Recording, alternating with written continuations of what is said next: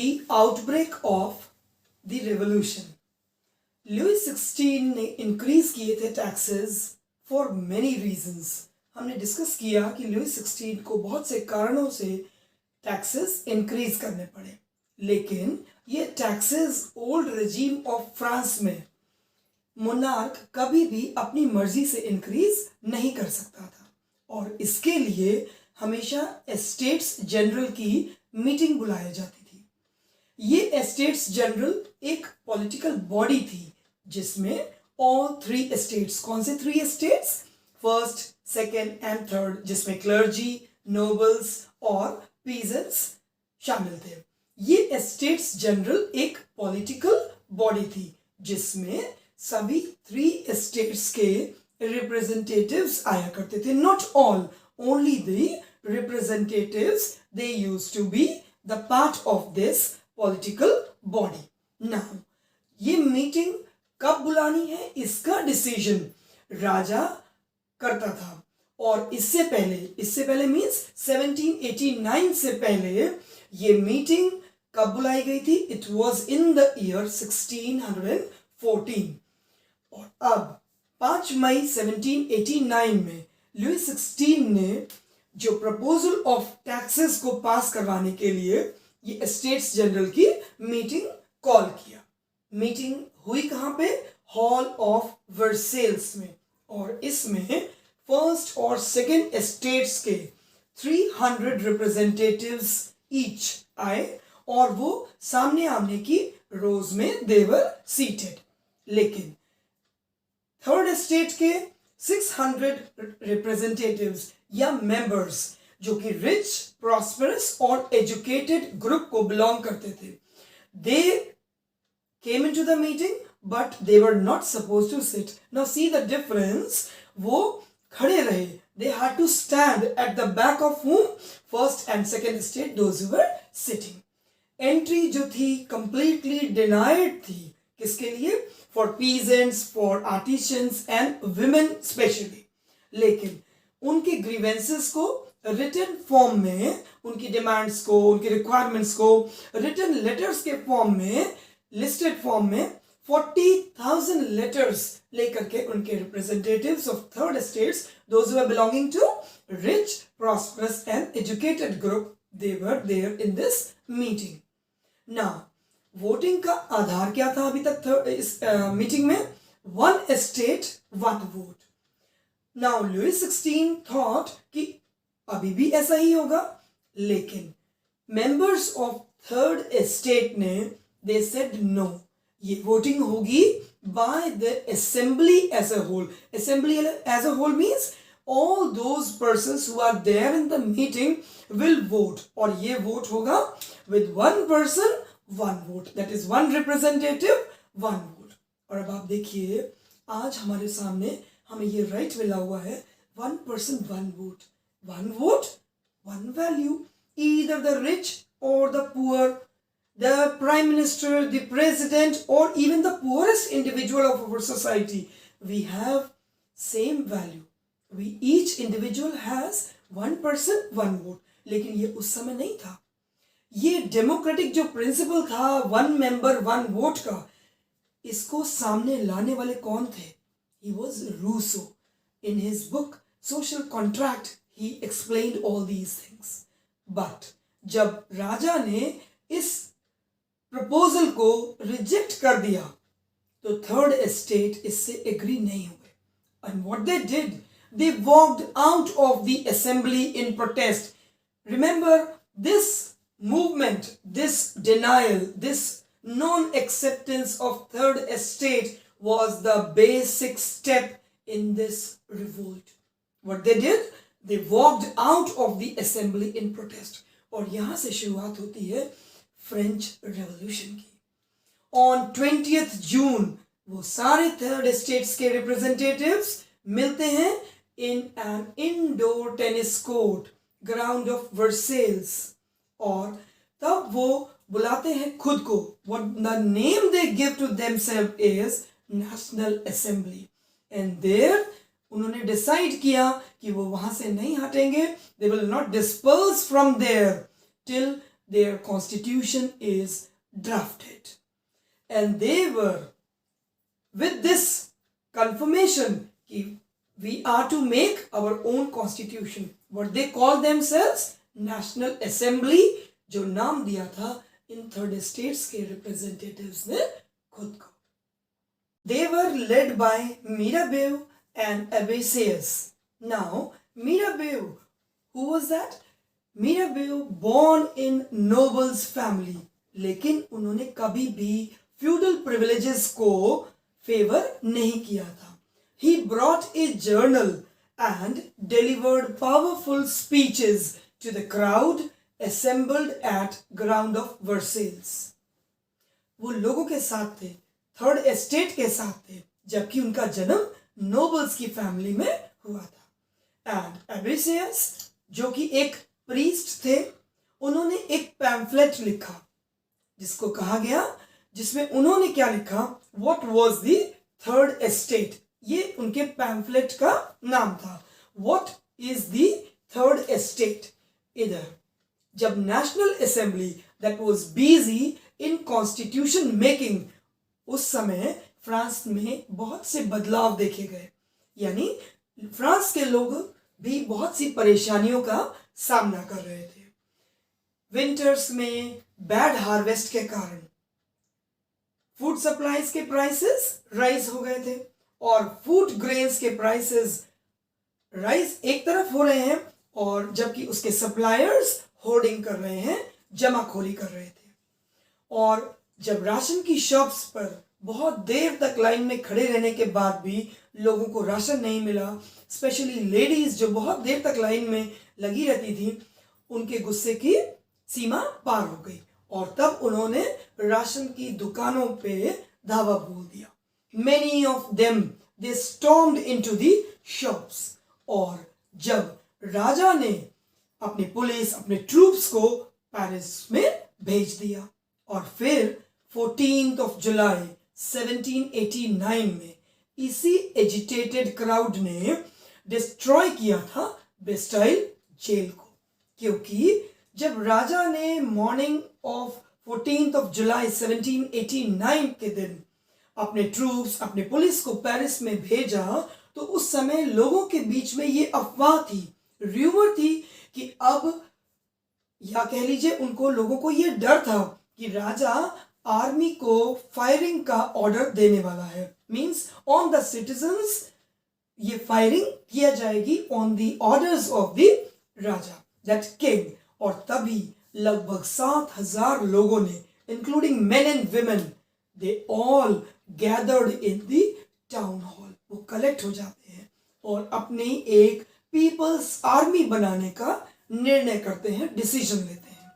वे अलग अलग government buildings में जाकर आर्म्स, एम्यूनेशन मींस जो असलहा है वो तलाशने की कोशिश करते हैं. उसमें से कुछ several hundred people Bastille fortress, जिसको उन्होंने बेस्टाइल जेल का नाम दिया, वहां पर आ जाते हैं और अटैक करते हैं इस सोच के साथ कि उस बेस्टाइल फोर्ट्रेस में, उस बेस्टाइल जेल जिसको वो कहते थे, उन्हें यहाँ पे भी बहुत सारा आर्म्स, एम्यूनेशन मिलेगा या उन्हें प्रिजनर्स मिलेंगे. बट इट वाज सीन कि only 7 prisoners were found over there, but no arms and ammunition the people they could get. लेकिन उनके गुस्से ने उनको बेस्टाइल जेल पे अटैक करवाया. ये बेस्टाइल जेल या फोर्ट्रेस बेस्टाइल से लोगों की नफरत ही थी, क्योंकि ये राजा की डिस्पोटिक पावर को दर्शाता था. ये हेट्रेड, ये नफरत लोगों की इतनी ज़्यादा इसलिए हो गई और इसकी तबाही के निशान भी लोगों ने एक एक पत्थर खरीद के इस फोर्ट्रेस बेस्टाइल का, इसके बाद उसको अपने पास संभाल के रखना शुरू किया. और इसके बाद तो पूरे पेरिस में और फ्रांस की अन्य जगहों पर भी रॉयट्स होने लगे. ये विद्रोह फूड प्राइसेस के अगेंस्ट थे, ब्रेड के हाई प्राइसेस के अगेंस्ट थे.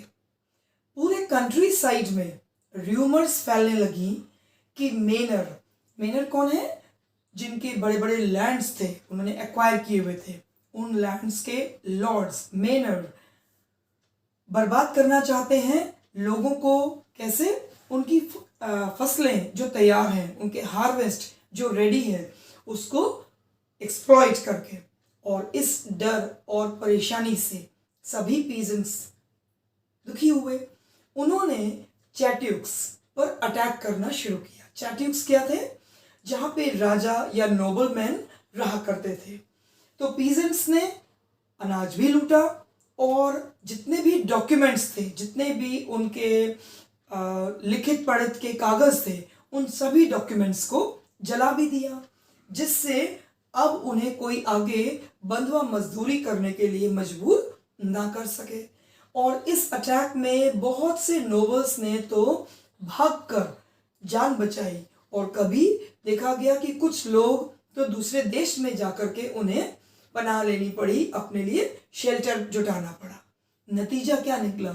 लुई 16 भी डर गए और अब उन्होंने नेशनल असेंबली को स्वीकारा, उसको एक्सेप्ट किया और खुद के लिए कॉन्स्टिट्यूशन को अपने ऊपर एग्जैक्टली उसकी पावर को एक्सेप्ट किया और चेक लगाया खुद की रॉयल पावर्स पे।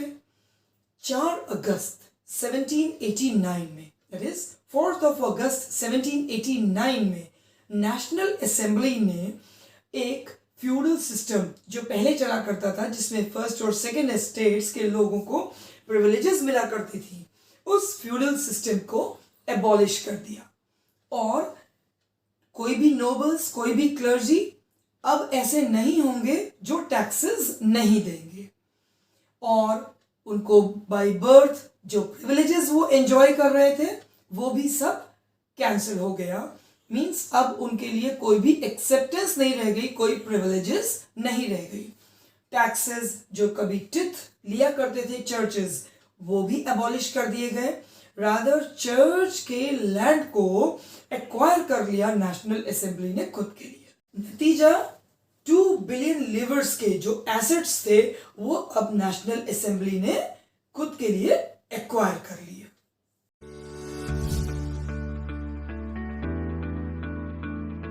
France becomes a constitutional monarchy. Now, the draft of the constitution, it completed in 2 years, that is by 1791. जो कॉन्स्टिट्यूशन का ड्राफ्ट है, उसका एक लेआउट है, वो कंप्लीट हो जाता है 2 सालों में बाय दिस नेशनल असेंबली। और जो मेन ऑब्जेक्टिव ऑफ कॉन्स्टिट्यूशन था वो क्या था कि लिमिट किया जाए पावर्स को मोनार्की के। और अब ये पावर्स एक राजा या मोनार्क के पास कॉन्सेंट्रेटेड रहने के बजाय सेपरेट कर दी गई और असाइन कर दी गई डिफरेंट इंस्टीट्यूशंस को, दैट इज लेजिस्लेटिव, एग्जीक्यूटिव और जुडिशरी को। इस तरह से फ्रांस बन गया एक constitutionally monarchial country. Means monarch भी रहेगा, लुई 16 राजा भी रहेगा, but he accepted what to be a constitutional monarch, जिसमें लॉज बनाने का काम लेजिस्लेटिव का रहेगा, इंप्लीमेंटेशन का एग्जीक्यूटिव का, and judiciary will be a separate organ of the government. तो नए पॉलिटिकल सिस्टम में 1791 से नेशनल असेंबली ने लॉज बनाने की पावर आई इनडायरेक्टली इलेक्टेड लीडर्स के पास, यानी लोगों ने, सिटीजन्स ने वोट किया इलेक्टर्स के लिए, जिन्होंने असेंबली को चूज किया। लेकिन इंपॉर्टेंट बात यहां पर यह है कि सब एडल्ट्स को वोटिंग राइट नहीं दिया गया। It was given only to men above 25 years of age, जो अपनी 3 दिन की वेजेस या सैलरी टैक्स के फॉर्म में पे किया करते थे। Now these were called active citizens and were entitled to vote, यानी वही लोग वोट दे सकते थे जो 3 दिन की सैलरीज, वेजेस अपनी टैक्स के फॉर्म में दिया करते थे। वो इलेक्टर्स को चुनेंगे और इलेक्टर्स रिप्रेजेंटेटिव्स को चूज करेंगे। ये लोग कहलाए active citizens and rest all, बाकी सभी, men and all women कहलाए पैसिव सिटीजन्स। इलेक्टर बनने के लिए एक और बहुत इंपॉर्टेंट बात थी, जो असेंबली मेंबर बनेंगे लेटर ऑन जाके या इलेक्टर बनेंगे, ये होने के लिए highest bracket of tax payer में होना जरूरी था। Means one has to be amongst the highest tax payer bracket to be what, elector और द असेंबली मेंबर। ये कॉन्स्टिट्यूशन शुरू होता है declaration of rights of men and citizens से। ये राइट्स कौन से हैं? जैसे right to life, freedom of speech और ओपिनियन या इक्वलिटी बिफोर लॉ को नेचुरल या इनअलाइनेबल राइट्स कहा गया। They belong to each human being by birth, और कोई भी इनसे वंचित ना रह जाए। और ये कंफर्मेशन की ड्यूटी बनी वहां की सरकार की कि ये सभी राइट्स सभी सिटीजन्स के बने रहे। ये declaration of rights for main हुआ, लेकिन फ्रेंच सोसाइटी में बहुत से लोग जो पढ़े लिखे नहीं थे, उनके लिए क्या किया गया, इन्हीं राइट्स को सिंबल्स के फॉर्म में पेंट करके प्रिंट किया गया, सो दैट उन पिक्चर्स के थ्रू, उन पेंटिंग्स के थ्रू लोग समझ सकें कि उनके क्या राइट्स हैं, और ये पेंटिंग्स बनाई गई। अभी ये सभी राइट्स इंश्योर करना सरकार का काम था कि सभी सिटीजन्स को ये राइट्स ऑफ ह्यूमन बीइंग मिल जाएं। बट मेजॉरिटी जो थी फ्रेंच सोसाइटी में लोगों की, वो पढ़ना लिखना नहीं जानती थी, तो इसके लिए इमेजेस का इस्तेमाल किया गया, सिंबल्स का इस्तेमाल किया गया, और ये सिंबल्स के थ्रू इंश्योर किया गया कि सभी को ये बात समझ में आ जाए। ये कन्वे किया गया, डिक्लेरेशन ऑफ राइट्स को सिंबल्स के थ्रू समझाया गया। जैसे द ब्रोकन चेन्स। अब ली वेरे ने ये जो पिक्चर बनाई, द ब्रोकन चेन्स यानी टूटी हुई हथकड़ियां, ये आजादी का प्रतीक है।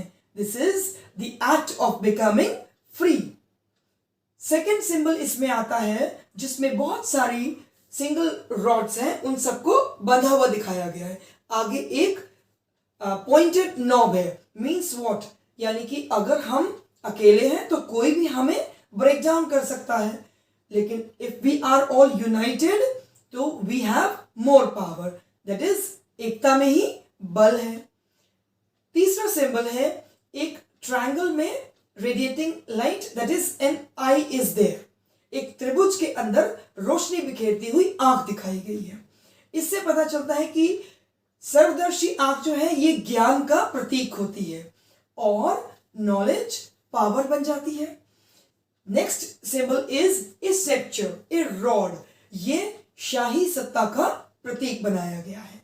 और नेक्स्ट सिंबल आता है snake biting its own tail, that is सृष्टि के आरंभ से चला आ रहा है सनातनता। जैसे हम कहते हैं कि हमारी रिंग में कोई बिगिनिंग कोई एंड पता नहीं चलती है, तो that is what is this snake biting its own tail. Next symbol is red Phrygian cap, means जैसे राजा क्राउन पहनता है वैसे ही जो फ्री हो गए, जो स्लेव्स नहीं रहे, अब वो रेड फ्रिजियन कैप पहनते हैं।